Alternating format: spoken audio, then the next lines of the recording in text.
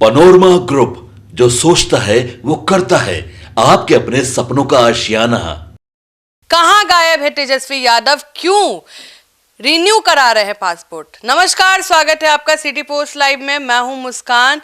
हमारे साथ बातचीत करने के लिए मौजूद हैं वरिष्ठ पत्रकार श्रीकांत प्रत्युष सर। तेजस्वी यादव बिल्कुल गायब है और रिन्यू करा रहे हैं पासपोर्ट। कहां जाने का प्लान है, वेकेशन वगैरह पे क्या? देखिए, विधानसभा चुनाव में तेजस्वी यादव जीत को लेकर बहुत आश्वस्त थे। उन्होंने तारीख भी तय कर दी थी, 14 नवंबर को रिजल्ट आएगा, 18 को शपथ लेंगे। लेकिन जब नतीजे आए तो घर में भी, अपने ही घर में पैक हो गए।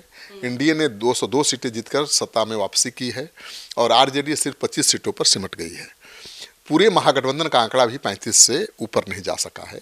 तो चुनावी हार के बाद तेजस्वी यादव सार्वजनिक जीवन से अचानक गायब हो गए हैं, कहीं नजर नहीं आ रहे। सर, चुनाव के रिजल्ट आने के बाद तेजस्वी यादव कहां गायब हो गए, यही तो हमें जानना है। नहीं, तेजस्वी यादव कहीं गायब नहीं हो गए हैं, अपने घर में ही हैं। रिजल्ट जब निकल रहा था तो अपने सरकारी आवास में थे, पोलो रोड में। रिजल्ट निकलने के बाद रात में आए राबड़ी आवास में, और उसके बाद वो बाहर निकले ही नहीं है। मीडिया के लोग लगातार उनके घर के बाहर बैठे हुए हैं। तेजस्वी यादव अभी तक नहीं मिले हैं, ना कोई प्रतिक्रिया दी है। 20 नवंबर को पटना के गांधी मैदान में ऐतिहासिक शपथ समारोह हुआ। प्रधानमंत्री, केंद्रीय मंत्री, 11 राज्यों के मुख्यमंत्री मौजूद थे। तेजस्वी यादव को निमंत्रण था और नेता प्रतिपक्ष होने के कारण उनको वहां रहना भी था जरूरी, लेकिन वो नहीं थे। तो कहा जा रहा है कि आमंत्रण भी गया था, सीट भी रिजर्व थी, लेकिन तेजस्वी यादव नहीं दिखे। 14 से 23 नवंबर तक वे न रोड पर आए, न मीडिया से बातचीत की और न ही कोई प्रेस कॉन्फ्रेंस किया। बस राबड़ी आवास में बंद रहे।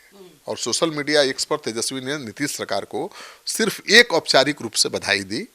इन 8 दिनों में आरजेडी में विवाद गहरा गया है, परिवार में बगावत है। हार की समीक्षा को लेकर पार्टी में और परिवार में उथल पुथल मचा हुआ है। तो तेजस्वी यादव को समझ में नहीं आ रहा होगा क्या जवाब देंगे मीडिया को। सर, लेकिन तेजस्वी बाहर नहीं आने को लेकर बहुत सैकड़ों सवाल उठ रहा है ना। हाँ, उठेगा सवाल, क्योंकि नेता प्रतिपक्ष हैं। मुझे लगता है कि उनको इतना हतोत्साहित होने की जरूरत नहीं है। उनका वोट बैंक अभी भी सॉलिड है। एमआई समीकरण इतना ज़्यादा धराशायी नहीं हुआ है कि उनका कोई भविष्य नहीं है। युवा हैं, उनके पास समय बहुत है। एक हार से क्या होने वाला है।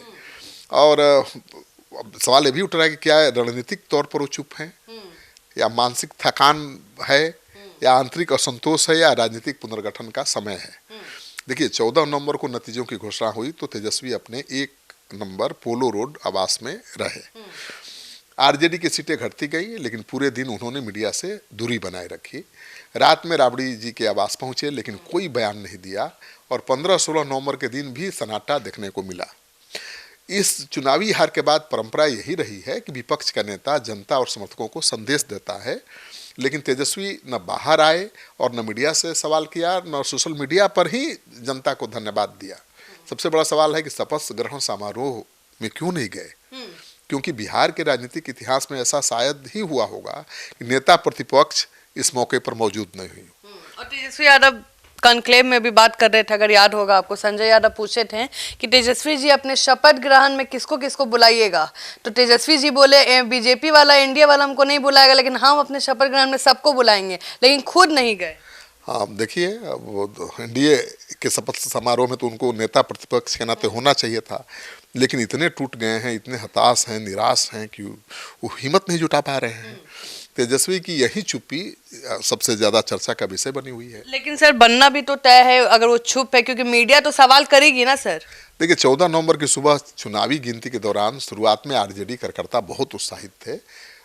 ट्रेंड ऐसा आ रहा था, लेकिन धीरे धीरे तस्वीर बदलने लगी। पोलो रोड आवास के बाहर मीडिया, समर्थक, राजनीतिक विश्लेषक जुटे रहे।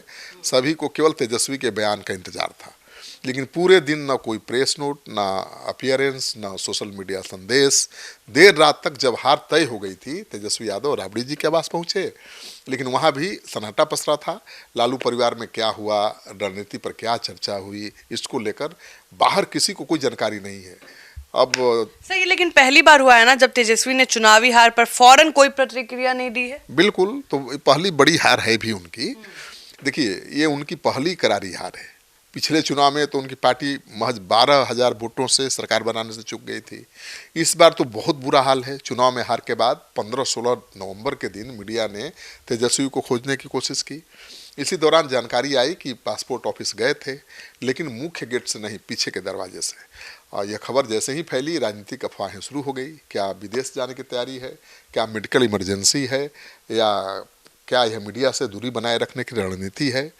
इस पर आरजेडी ने सफाई दी और कहा कि पासपोर्ट रिन्यूअल था, पर सवाल खत्म नहीं हुए हैं, अभी भी सवाल पूछे जा रहे हैं। सर, 17 नवंबर एक पोलो रोड स्थित कार्यालय में सभी हारे उम्मीदवार को बुलाया गया था। लालू प्रसाद यादव, राबड़ी देवी, मीशा भारती, तेजस्वी यादव एक साथ पहुंचे। बिल्कुल, अंदर लगभग 3 घंटे तक समीक्षा हुई, किसकी हार क्यों हुई, सीट बंटवारे में गलती कहाँ हुई, कैडर मैनेजमेंट में क्या कमी रह गई, मुस्लिम यादव वोट का बंटवारा कैसे हो गया, इंडिया गठबंधन का नुकसान क्यों हुआ, तमाम मुद्दों पर चर्चा हुई। लेकिन इस बैठक के दौरान तेजस्वी चुप रहे, कैमरे से भी वो चेहरा छुपाते हुए दिखाई दे रहे थे। तो राजनीति में हार के बाद नेतृत्व की भूमिका और भी बड़ी मानी जाती है। बैठक के बाद आरजेडी ने उन्हें औपचारिक रूप से नेता प्रतिपक्ष चुन भी लिया, यानी संगठन को अभी भी उन पर भरोसा है। लेकिन बाहर आकर भी तेजस्वी ने एक शब्द नहीं बोला। यही चुप्पी राजनीति पहेली बन गई है कि क्या वे खुद को जिम्मेवार मान रहे हैं या आरोप लगाने वालों से बच रहे हैं। तेजस्वी यादव आमतौर पर सोशल मीडिया पर सक्रिय रहते हैं, तेज प्रतिक्रियाएं देते हैं, तंज कसते हैं, ग्राफिक्स, रैली, अपडेट, वीडियो, संदेश लगातार वो देते रहते हैं। लेकिन पता नहीं इस बार क्या हुआ, 8 दिनों तक एक भी ट्वीट नहीं किया है तेजस्वी यादव ने, और सिर्फ 20 नवंबर को शपथ दिवस पर औपचारिक पोस्ट किया, शुभकामनाएं बस लिखा, और कोई प्रतिक्रिया नहीं दी, कोई आत्मनिरीक्षण, कोई राजनीतिक संदेश नहीं दिया। तो सवाल उठ रहा है कि भाई क्या हो गया तेजस्वी यादव को। सर, डिजिटल दौर है, उसमें भी चुप्पी बनाए हुए हैं, क्या संदेश जाएगा। इससे सवाल उठ रहा है ना कि क्या आरजेडी डिजिटल टीम को भी चुप करने का निर्देश मिला था, क्या पार्टी के बड़े संकट प्रबंधन मोड में थी, या पारिवारिक विवादों को बंटने से तेजस्वी यादव मीडिया का सामना नहीं कर पा रहे हैं। चुनाव के बाद जनता उम्मीद करती है कि नेता सामने आए, बोले, दिशा दे, लेकिन यहाँ तो साइलेंस ने ही खबर बना दी है। तो हार के तुरंत बाद आरजेडी परिवार में तनाव खुलकर भी सामने आ गया। आपने देखा कि रोहिणी आचार्य ने कैसे कैसे पोस्ट किए, भावुक नजर आई, रोती हुई नजर आई, और कितना बवाल मचा देश दुनिया के मीडिया में रोहिणी को लेकर। तो तेजस्वी यादव को समझ में नहीं आ रहा कि आखिर कैसे जवाब देंगे उन सवालों का। और मुझे लगता है कि ठीक है, हर घर परिवार में कुछ ना कुछ झगड़ा रहता है, विवाद रहता है, और राजनीतिक परिवार में तो इस तरह के बवाल चलते ही रहते हैं, हार भी होती रहती है इस तरह की। पहले भी आरजेडी 22 सीटों पर सिमट गई थी, कौन नई बात है, पहली बार थोड़े हुआ है। लेकिन लालू यादव ने कभी तो हार मानी नहीं। तेजस्वी यादव को भी लालू जी से ही सीखना पड़ेगा कि हार में भी वो जीत देखें अपनी, मतलब ये जो चुनौती है उसको अवसर में बदलने का मौका है। अब नेता प्रतिपक्ष हैं, सरकार की घेराबंदी करें, जन समस्याओं को उठाएं, जन सरोकार की समस्याओं को बढ़ चढ़ कर आगे ले जाएं। तो मुझे लगता है कि उनकी उम्र बहुत ज़्यादा है भाई, आगे बहुत अच्छा कर सकते हैं, इतना हताश और निराश होने की क्या जरूरत है।